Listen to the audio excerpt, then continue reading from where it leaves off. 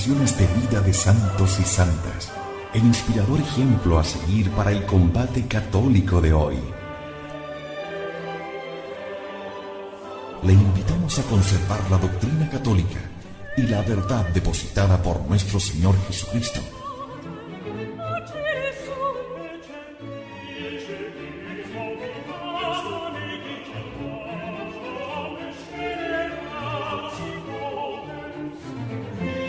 Somos Convicción Radio, auténtico catolicismo, por la gloria de Dios y la salvación de las almas.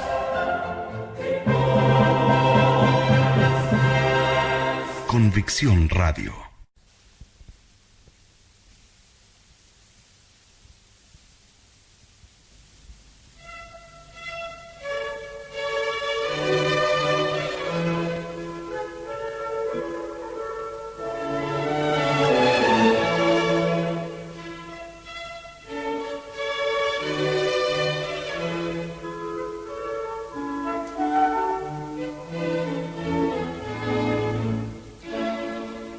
Al encuentro del Señor.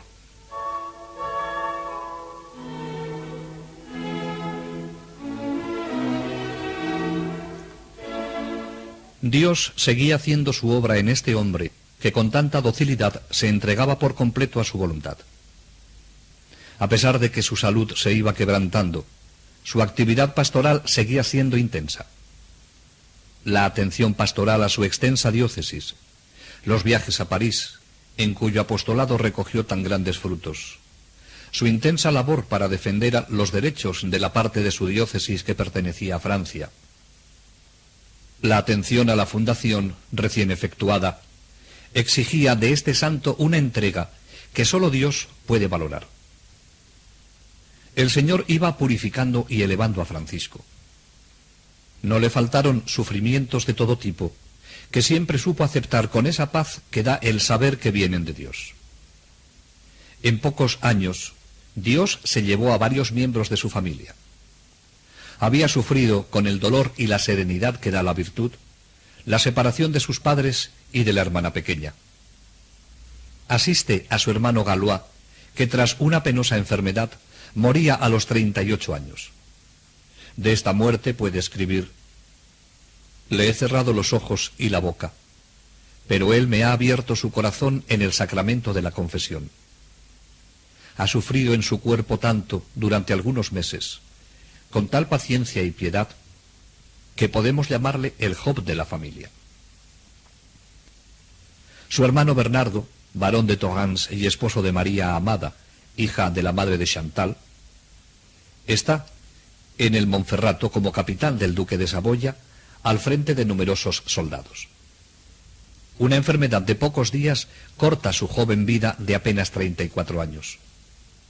Al conocer Francisco la triste noticia, vemos cómo vive lo que escribe. En el primer momento no pudo contener las lágrimas, pero pronto, levantando los ojos al cielo, se unió a la voluntad de Dios, haciendo suyas las palabras de Jesús. Sí, Padre eterno, lo quiero con todo mi corazón, pues que os ha agradado que fuese así. Me someto sin murmurar ni quejarme, porque este golpe viene de vos. Y en una de las cartas que escribió con este motivo dice: he llorado mucho porque amaba tiernamente a este hermano, y no he podido dejar de sentir vivamente el dolor que proviene de la naturaleza. Pero ahora que sé cuán cuidadosamente ha muerto en los brazos de los religiosos bernabitas, estoy consolado y me digo a mí mismo: bendito sea Dios por siempre, porque le ha acogido en el seno de los bienaventurados y sacado de una profesión donde hay tantos peligros de perderse. A este dolor se sumó la muerte a los pocos meses de su cuñada, María Amada. Todos los sufrimientos, tanto físicos como morales, le iban asemejando cada vez más a Cristo crucificado, a quien se unía y ofrecía todo.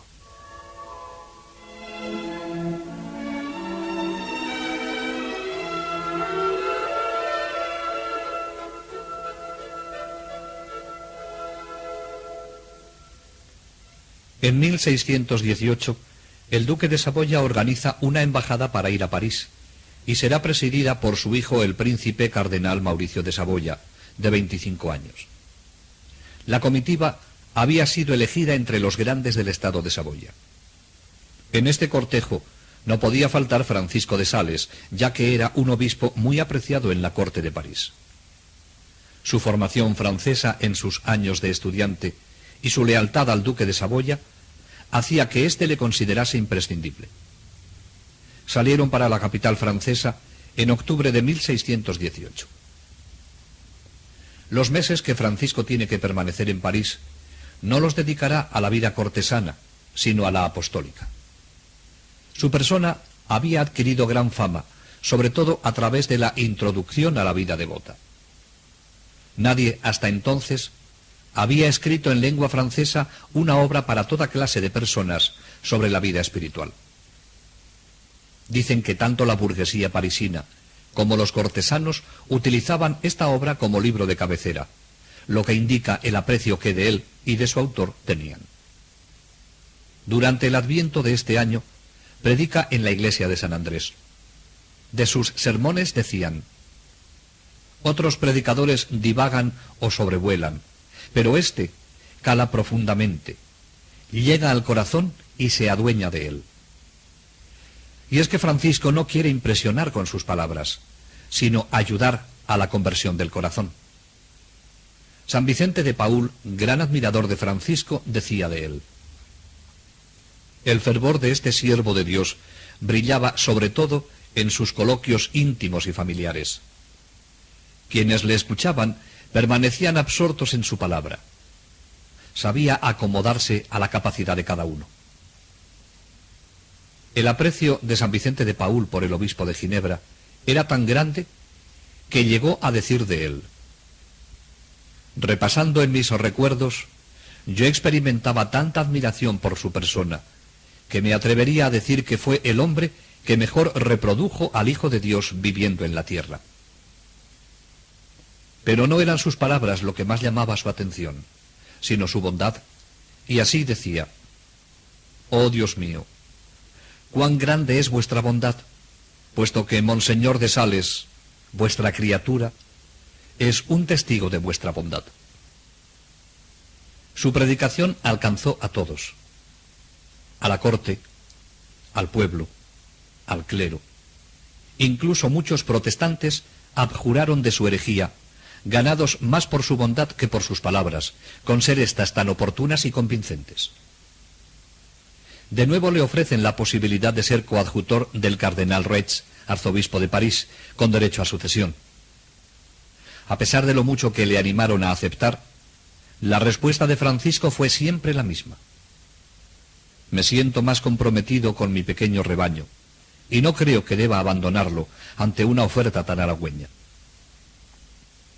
Toda la comitiva inició el regreso en septiembre de 1619. Su primera parada fue en la ciudad de Tours.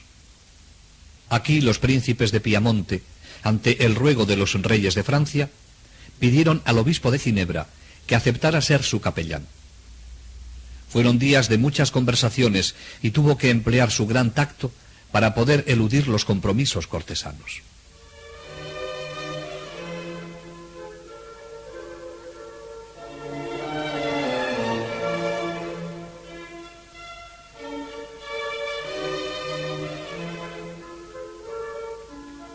A finales de 1619 está Francisco de regreso en su querida diócesis. Predica el Adviento en Annecy. El pueblo acoge con alegría las palabras de su obispo por la profundidad de su doctrina y porque comparte su espiritualidad. Francisco se siente a gusto entre los suyos y no quiere alejarse de su pueblo. Por eso ruega a los príncipes de Piamonte que le dispensen de su tarea de capellán mayor, y a cambio les propone que acepten para ese cargo a su hermano, el canónigo Juan Francisco de Boissy. Los habitantes de Annecy no quieren que su obispo se marche ni a París ni a Turín, y este es el deseo muchas veces expresado por Francisco. ¿Cómo podría cambiar, dice, mi pequeña y pobre esposa por otra más grande y rica? Su trabajo en estos últimos años es intenso, pero su salud le va impidiendo la actividad desbordante que ha llevado en su misión pastoral. A sus 53 años se sentía debilitado. Padecía problemas de circulación y su fuerte cuerpo, en otro tiempo, acusaba un prematuro envejecimiento. Como su antecesor, Monseñor Granier, él también estaba necesitando una ayuda, y ésta le va a llegar en la persona de su hermano Juan Francisco. Este había sido nombrado primero vicario general de la diócesis de Ginebra, y ahora sustituía a Francisco como capellán mayor de la princesa de Piamonte en Turín. Allí se hizo amar por todos por su discreción. Al cabo de unos meses, el duque de Saboya pidió para él al Papa la coadjutoría de Ginebra, queriendo de este modo recompensar sus servicios y aliviar a su hermano Francisco en el trabajo pastoral de la diócesis. Roma acepta la proposición y le nombra obispo de Calcedonia y coadjutor del obispo de Ginebra. Francisco, al enterarse de la noticia, se llenó de alegría. La consagración tuvo lugar en Turín el 17 de enero de 1621. Francisco quiere preparar a su hermano para el trabajo pastoral de la diócesis, y con este deseo emprende un amplio proyecto, y así organiza la visita pastoral y misión para toda la diócesis. Quiere que su hermano continúe su obra.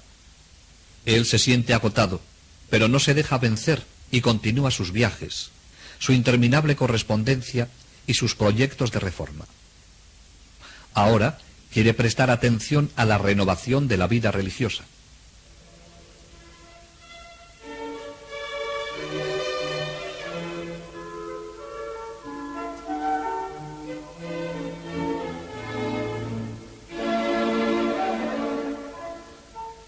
La experiencia le va descubriendo a Francisco la fuerza evangelizadora que tiene la Escritura.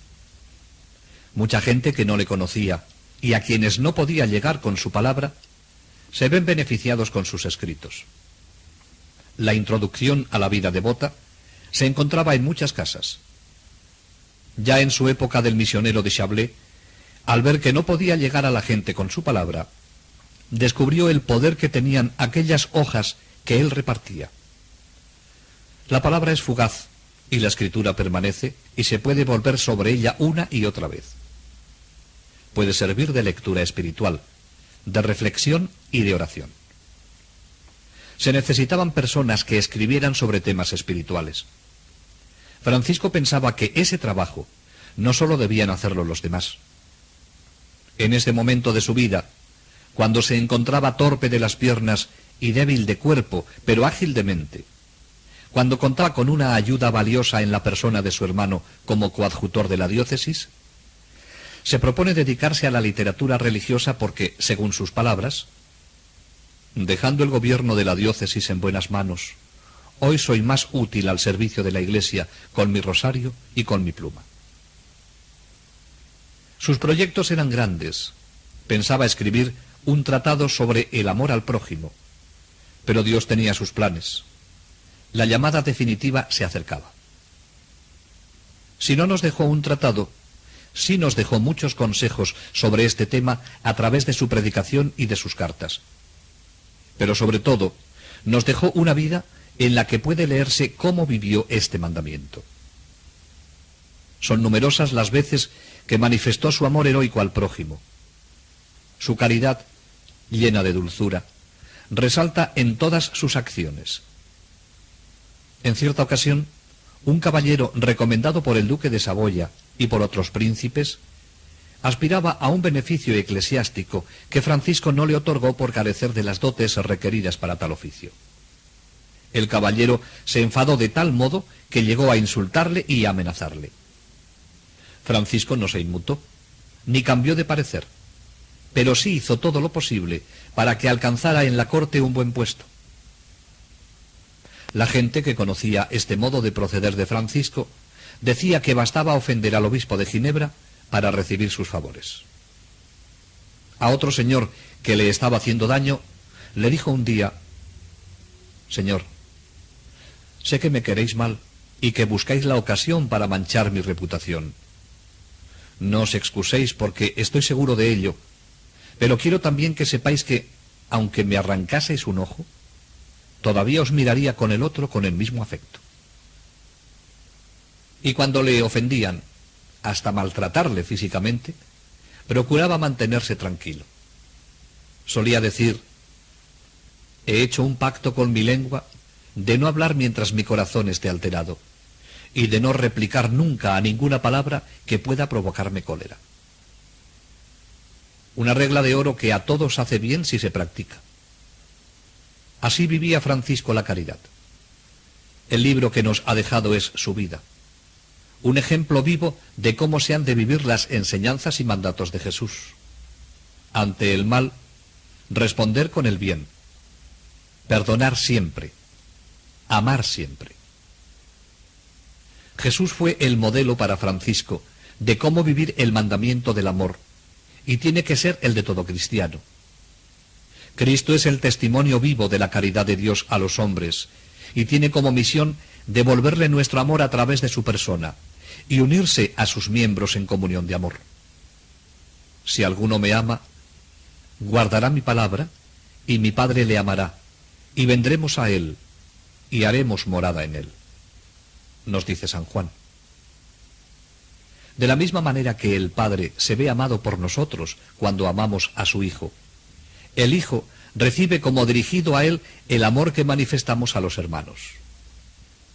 Cada hombre es un sacramento de su presencia, un enviado para reclamar nuestra deuda de amor.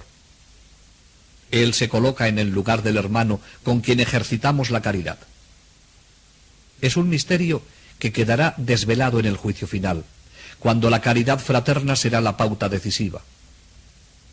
Los que estén a la derecha se sorprenderán al saber que el hambriento socorrido, y el sediento, y el forastero, el desnudo, el enfermo, el encarcelado, eran Cristo en persona. Os aseguro que cuantas veces hicisteis eso a uno de estos pequeños, hermanos míos, a mí me lo hicisteis. Mientras que los que están a la izquierda caerán en cuenta de que el despreciado por ellos era Cristo.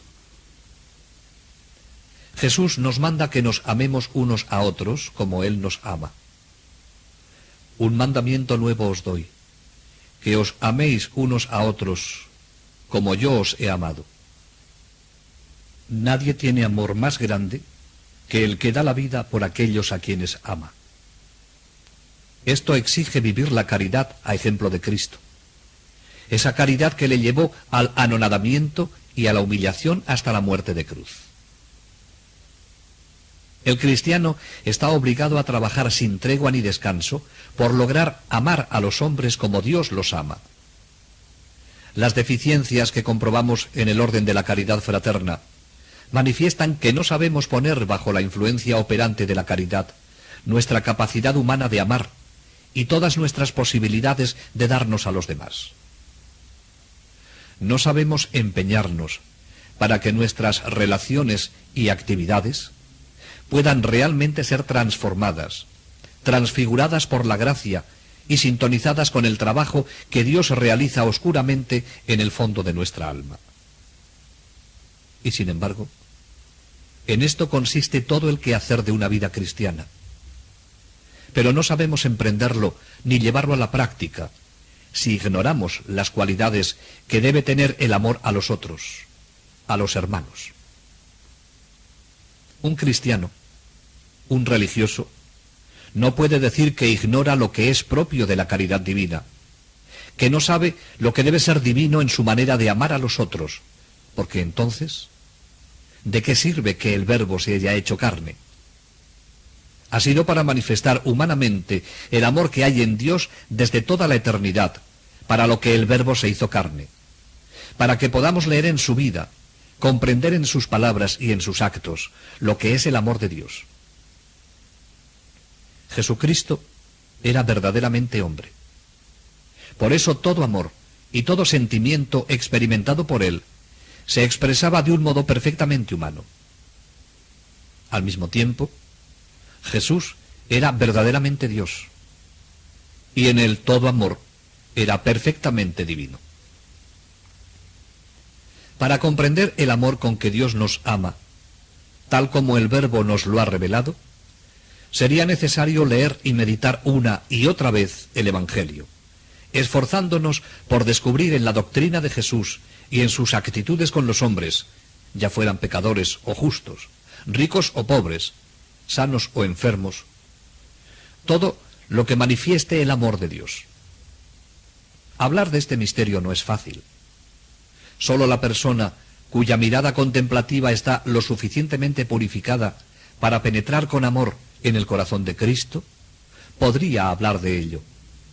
Y seguramente diría mucho menos de lo que vive, porque siente cómo debe amar sin poder razonar su amor.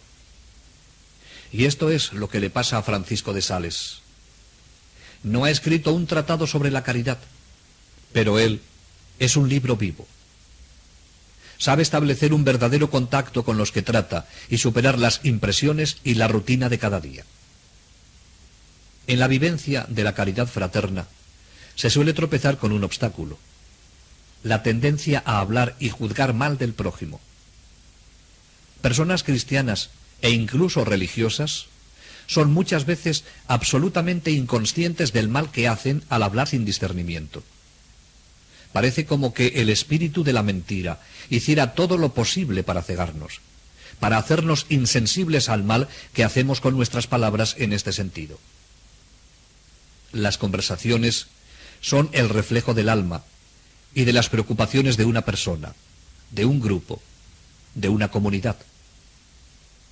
Conocedor de los daños que de la lengua se pueden derivar, Francisco nos habla de ese pacto que ha hecho con la lengua: de no hablar mientras mi corazón, dice, esté alterado, y de no replicar nunca a ninguna palabra que pueda provocarme cólera. Pues sabe que en esa situación fácilmente se dice lo que no se quiere y se falta al amor fraterno. Hay que abrir el corazón a las palabras sublimes y tajantes de Cristo. Amar a los que no nos aman. Perdonar si queremos que Dios nos perdone.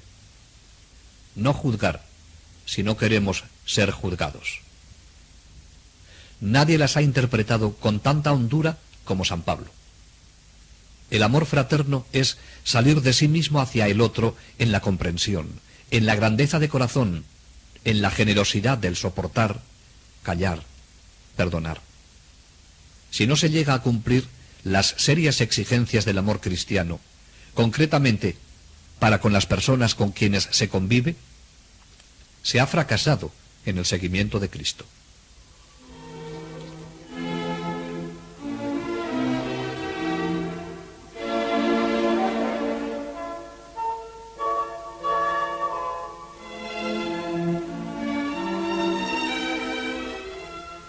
La vida de Francisco está llegando a su fin.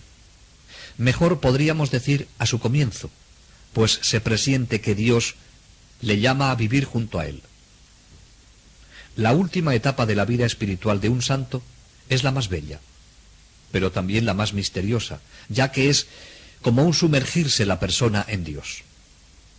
Un santo, y en este caso San Francisco de Sales, está de tal manera inundado por Dios, que, aunque todavía en la tierra, está con el corazón en el cielo. El obispo de Ginebra vela a la espera de la vuelta del esposo. A lo largo de su vida, ha sido transformado por la mirada de Jesús, que ha descubierto por la fe, y ahora aspira a verle cara a cara. La escatología, el encuentro final con Jesucristo, es algo decisivo en la vida espiritual.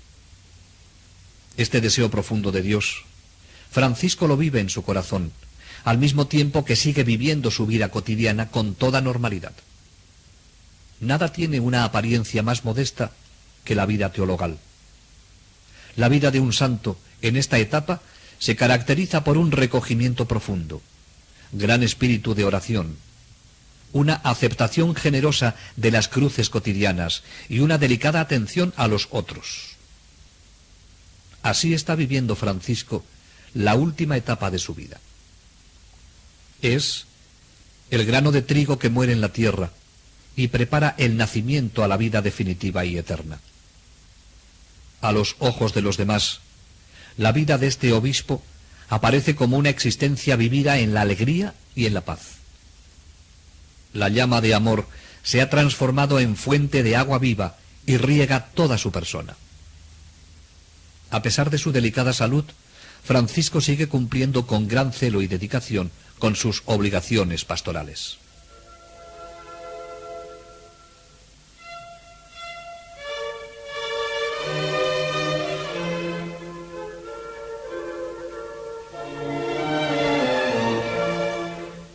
A finales de octubre de 1622, llega un correo especial a la puerta del Palacio Episcopal en Annecy, con la invitación del duque de Saboya para que le acompañe el obispo de Ginebra a Francia. Todos, familiares y eclesiásticos, le aconsejan renunciar a esta invitación, pues su salud está muy quebrantada. Francisco, fiel a su lema, nada pedir, nada rehusar, acepta la invitación con la única finalidad de cumplir la voluntad de Dios. En la despedida de Annecy, algunas personas presienten que quizá esta es la última vez que van a ver a su obispo. La despedida se percibe como definitiva. Se incorporará a la comitiva superando todos los límites de su delicada salud. Después de estar en distintas ciudades y realizar en ellas más labores pastorales de las que sus fuerzas podían, el 29 de noviembre llegan a Lyon. Francisco no quiso aceptar ningún alojamiento oficial y prefirió hospedarse en el convento de la Visitación, en la casita que en la huerta tenían para el jardinero, teniendo reservada una habitación en la primera planta para el confesor. Y aquí es donde Francisco pasará el último mes de su vida. Acomodado en aquella pequeña habitación decía: «Me viene muy bien esta casa para recibir a las almas que la providencia me envía. Y no me viene menos bien para mi tranquilidad, porque la pequeñez de esta habitación me libra del bullicio de las grandes reuniones». Quisieron ofrecerle un carruaje para trasladarse, ya que tenía las piernas hinchadas, y se le veía con pocas fuerzas. Pero siempre con su estilo evangélico contestó: «Oh, tendría que ver que yo fuese en carruaje a predicar la pobreza evangélica y la penitencia de San Juan. Yo no quiero andar nunca sino a pie». Francisco fue en Lyon lo que había sido en todas partes: el apóstol infatigable, el hombre que tenía la mirada en el cielo, para quien Dios y los hombres lo eran todo. Muchas personas iban a consultarle. Entre ellas, un día, fue un doctor de la Sorbona, y después de una larga entrevista, le dijo al salir que en todas partes le tenían por santo, y que él acababa de comprobarlo por sí mismo. La contestación de Francisco manifiesta bien la realidad de lo que este doctor decía. «Oh, Señor», le contestó, «Dios nos libre de semejante santidad. Os engañáis lo mismo que los demás. No tengo sino una buena voluntad de servir a Dios, pero podéis contribuir con vuestras oraciones a que sea santo». Esta es la humildad que practicaba y que predicaba. Aquí se trasladó la madre Chantal para tener con él, quizás sin ella saberlo, la última entrevista, ya que el mismo Francisco la animó a que fuera a visitar a las hijas de Grenoble y Chambéry. Fue el último encuentro que estos dos grandes santos tendrían en la tierra. No le quedaban más que 3 días de vida, y los dedicó a servir a Dios y a los hombres. La enfermedad sigue su curso: cólicos, mala circulación, pesadez en las piernas. El frío de aquella habitación no le favorece, pero Francisco sigue cumpliendo con sus compromisos. El 24 de diciembre, a petición de la Reina Madre, va al convento de los Recoletos a bendecir una cruz. Allí se enfrió. Celebró con gozo la misa de la medianoche de Navidad en la Visitación. A la mañana siguiente celebra otra misa. La tercera la tuvo que decir en privado.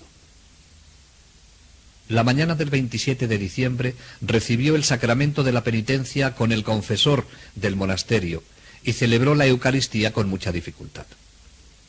Su debilidad aumentaba por momentos. Le acostaron.